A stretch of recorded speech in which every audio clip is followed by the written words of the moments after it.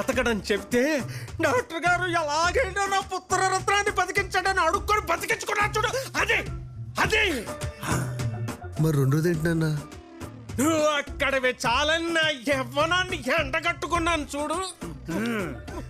దేవుడా, అది నా రెండో మిస్టేక్. అరవకండి, అనంతరం వింటాడు.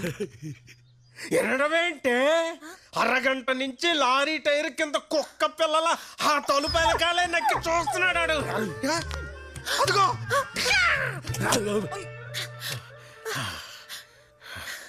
శామ్, ఓపెన్ చేయవే. బాబు గారు, తలుపులే.